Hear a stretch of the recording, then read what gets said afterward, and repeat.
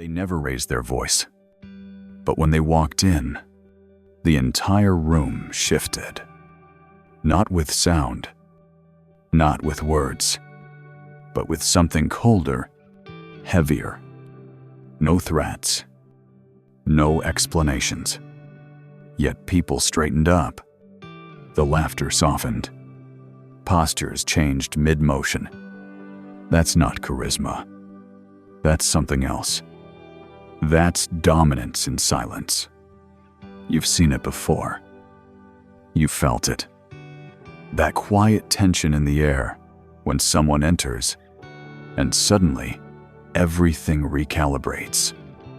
No eye contact, no gesturas, but somehow they own the space.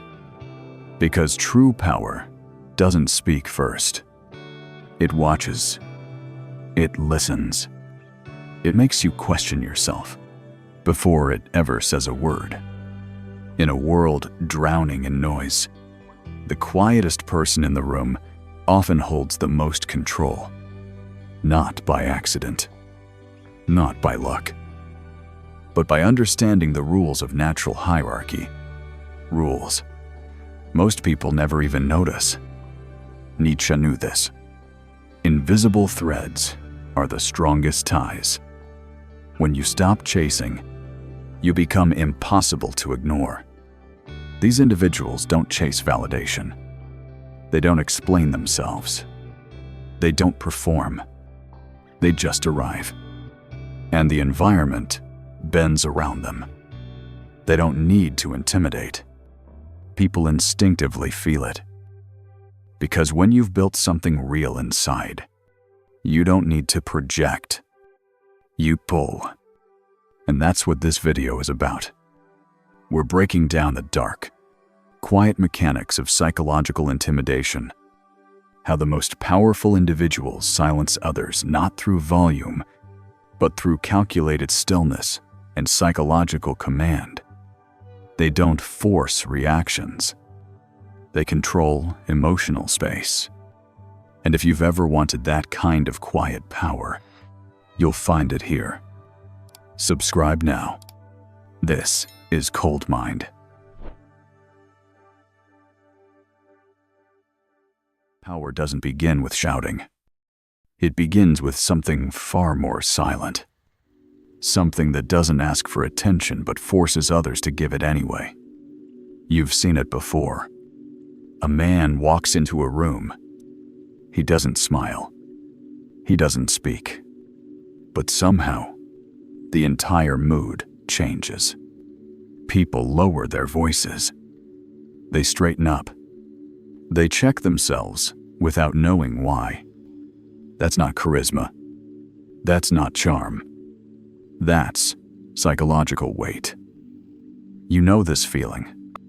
Someone walks past you, cold, unreadable, and suddenly you're questioning yourself.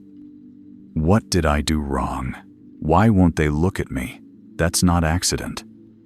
That's weaponized indifference. And in a society obsessed with performance and noise, the one who stays quiet but composed dominates the emotional space. Nietzsche understood this better than anyone. To him, the strongest man wasn't the one who commanded others loudly. It was the one who didn't need to. Because real power is felt, not shown. It's transmitted unconsciously through signals that cut deeper than words. Let's explore the 5 core elements that make a person silently intimidating, and how they've been misunderstood as mere personality, when in fact, they're deliberate psychological strategies. First, presence, power. Some people don't need to prove themselves. Their stillness speaks louder than your volume ever could. They move with intention, as if nothing around them controls their pace. No nervous gestures, no filler words, just a calm that feels unshakable. And that calm, it creates pressure. Others, feel the urge to fill the silence, to adjust themselves, to seek validation, while the one with presence simply observes. This isn't arrogance. It's stability. And the human mind reacts to that kind of presence by assigning power to it, whether it's earned or not. Second, competence display. True strength doesn't speak first. It waits for results to do the talking. Those who intimidate without words don't feel the need to announce themselves. Their value is embedded in what they've built, what they've mastered, what they quietly know they can execute without performance. They don't brag, so you overestimate them. They don't explain, so you assume they're hiding power. They don't chase, so you wonder what they know that you don't. That curiosity, that's control, that's the trap. When you display competence without talking, people overestimate you, and that creates psychological advantage. Third, confidence, projection. There's a kind of confidence that isn't loud, isn't performative, and isn't offensive. You see it in someone's eyes, how they hold contact without aggression, but also without hesitation. You feel it in the way they pause before responding, as if they're not afraid of silence, not rushed to justify themselves. Every gesture is calculated, minimal, precise. And that level of control makes insecure people squirm, because it reflects something they lack self-trust. And when someone projects that trust without ever announcing it, it creates a kind of invisible dominance that penetrates deeper than status or title ever could. Fourth, boundary setting weak. People over-explain. Strong people simply stop. They don't argue when disrespected. They don't chase closure. They don't engage in chaos. Instead, they withdraw with intent. And that silence becomes a wall no one wants to run into twice. This isn't passive aggression. It's boundary in pure form. Not performance. No. Justification. Just exit. And people who experience that quiet enforcement feel it harder than any outburst. Because nothing is more unnerving than being ignored by someone who sees through you but doesn't flinch. Fifth, respect. Creation. Respect isn't earned by begging. It's earned through stillness, repetition, and unshakable standards. The most intimidating individuals don't demand respect. They live in a way that forces people to calibrate around them. They're not loud. They're consistent. They show up the same way in every context. And people can feel they're dealing with someone who's not seeking approval, but who already has their own. That inner stability makes others unstable. Because when you don't chase anything, you become the one who gets noticed. This is what Nietzsche meant by the higher man. Not someone who isolates through arrogance, but someone whose energy is so sovereign, the collective cannot ignore him. He doesn't need the crowd, but the crowd becomes aware of itself in his presence. And that's the paradox of silent strength. When you no longer seek to be respected, you become impossible to disrespect. But here's the key. None of this is logical. None of it happens through argument or persuasion. It's not in your words. It's in your signals. Signals you send without trying. Posture, eye contact, stillness, rhythm, space. So how do the most powerful people in the room transmit these signals so effectively that silence alone becomes their loudest statement. That's what we'll explore next. You've heard the phrase, actions speak louder than words. But in the psychology of power, it's not even the actions. It's the signals behind them. Because in every social space, people are scanning constantly. Not for what you say, but for what your body reveals. Posture, gaze, tone, tempo, stillness. These are the unspoken codes of dominance. We decide who to trust, who to follow, and who to step back from within seconds. And none of it is based on logic. So if you want to carry real silent power, you have to master the invisible language, the one that bypasses intellect and speaks directly to the subconscious. Let's break down the 5 core tools that create automatic respect without a single word.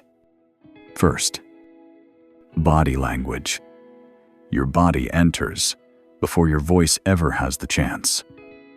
And before you say anything, people are already calculating your weight. They notice how you walk, how you stand still, how you move when no one is looking.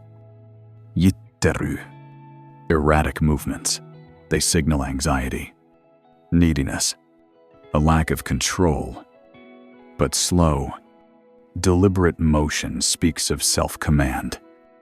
It tells the room, I'm not in a rush to prove anything. Stand tall, relaxed, not rigid, just aware.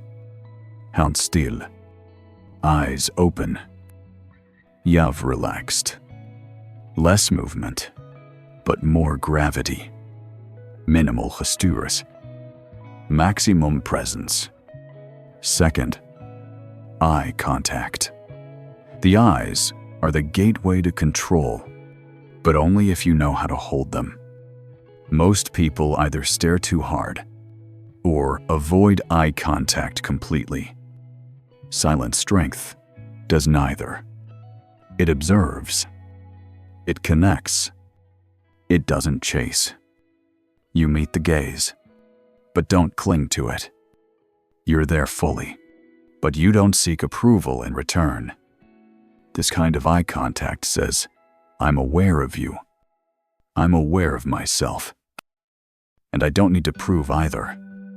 That balance makes people feel exposed because they're used to being looked at with intention, not neutrality.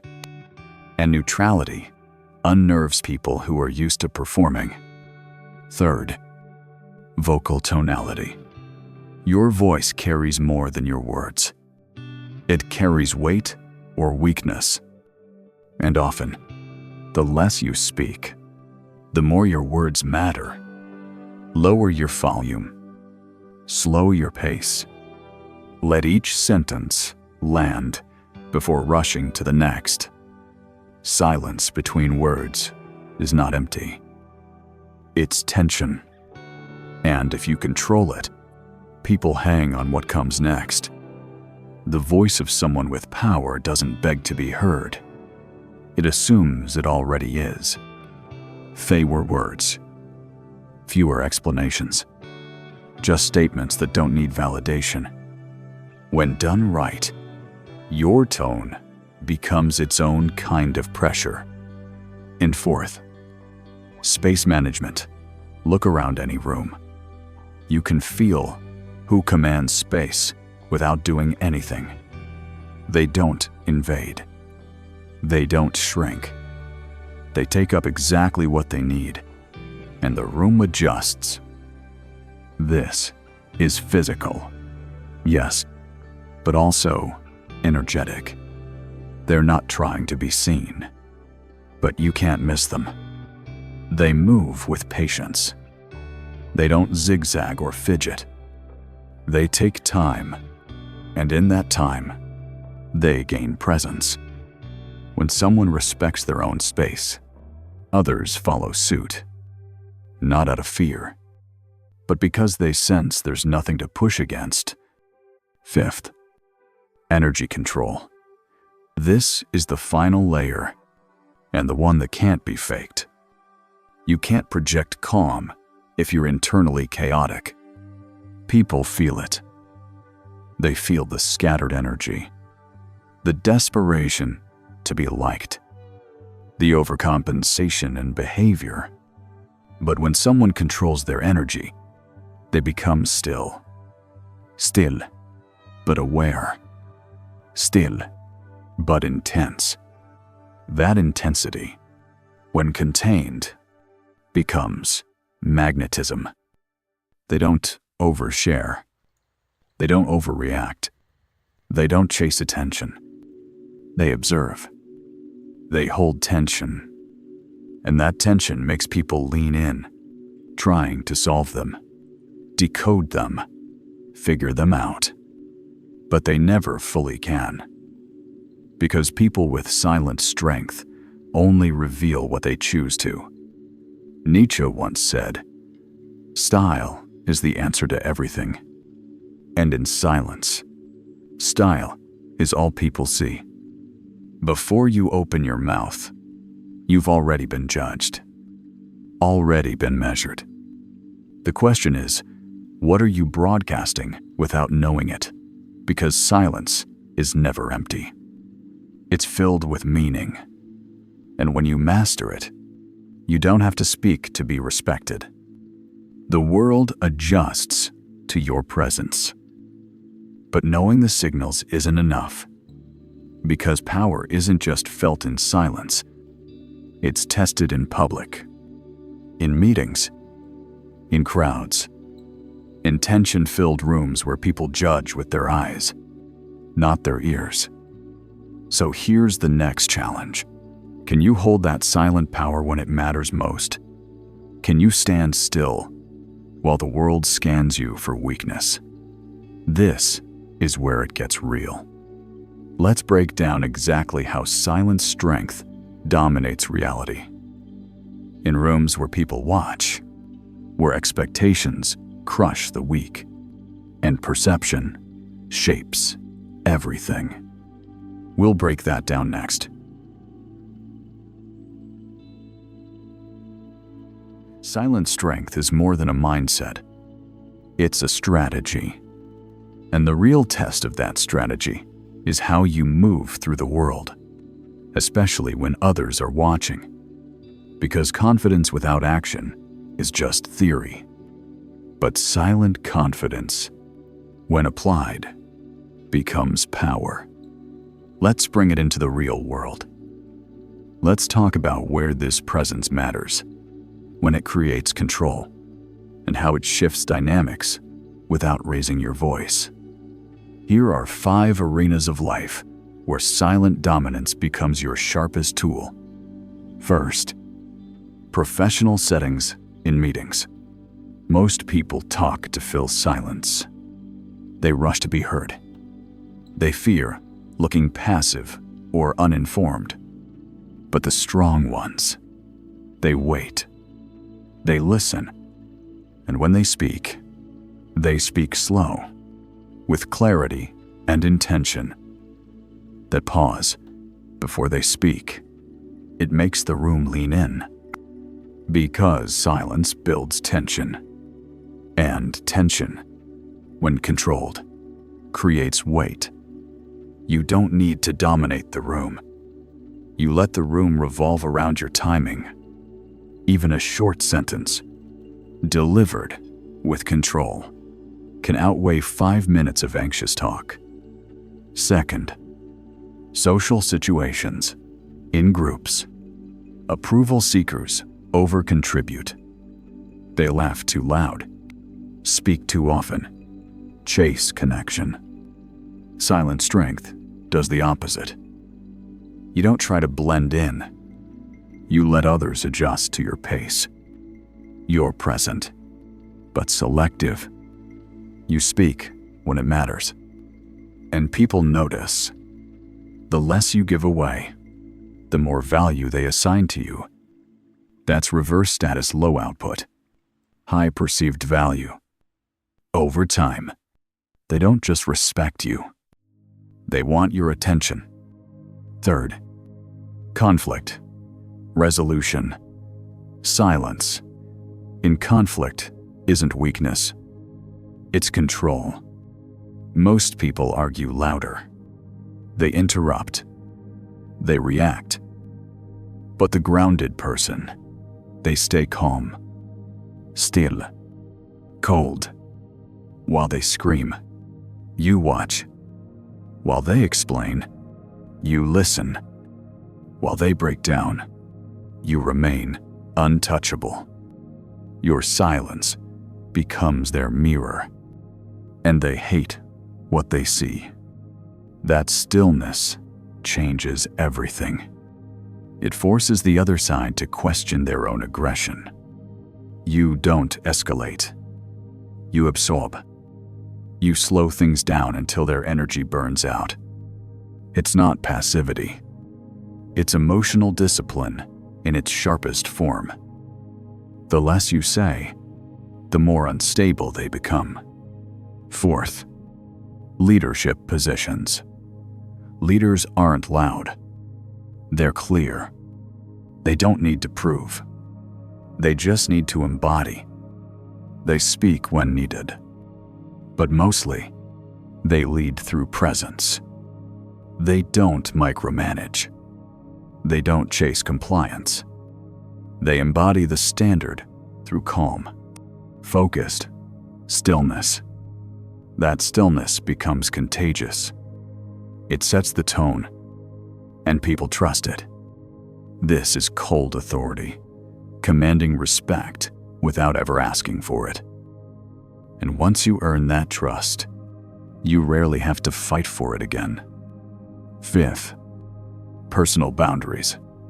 Strong people don't explain their boundaries. They live them. You don't argue. You don't apologize. You make decisions and stand by them quietly. A single no with presence speaks louder than 10 emotional justifications. You don't seek agreement. You set the tone. And people adjust because they can feel you won't move. That quiet certainty makes you immovable. They might test you once, but they rarely try again. Nietzsche said, "He who cannot obey himself will be commanded." If you don't control your own energy, your time, your presence, someone else will. But when you do, when your silence is backed by discipline, you become untouchable. You don't fight to win. You make others think twice about even beginning the fight.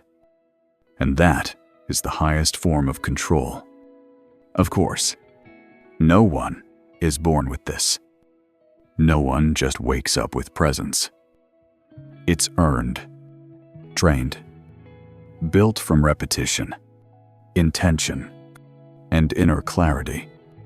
And now the question becomes, how do you train for that? How do you build a presence that says everything without ever needing to speak? That's what comes next. Power isn't built in noise. It's built in silence. When no one's watching, no applause, no feedback, just you and your control. If you want a presence that commands without words, you'll need more than knowledge. You'll need repetition, discipline, stillness that doesn't flinch. Here are 3 simple exercises to build that silent force and shift how the world reacts to you. Exercise 1 day of pure observation. Spend 1 full day without initiating any conversation. No greetings. No small talk. Just observe. See who approaches you. Watch how silence reshapes interaction. This is how you study power, not by speaking, but by noticing what happens when you stop chasing response. Exercise 2 enter and walk into any room or space. For 60 seconds, do nothing. No scrolling. No adjusting. No eye contact. Just enter. Be still. Let the room react. This is how presence is tested, not by attention, but by tension. Exercise. 3 voice calibration. Record your voice. Play it back. Notice your pace, tone, and weight. Now, say the same sentence again. Slower, deeper, cleaner. Remove fluff. Drop the filler. Let your tone carry conviction. Train your voice to sound like someone who doesn't need approval. Nietzsche said, "Become who you are, not what they expect, not what you fake, but the version of you that's sharp, still, and self-owned, the one who doesn't need noise to be respected." When you become that, you don't speak to control. You exist, and control follows. If that's what you're building, if this hits something deeper, subscribe now. This is Cold Mind, where silence isn't absence. It's power.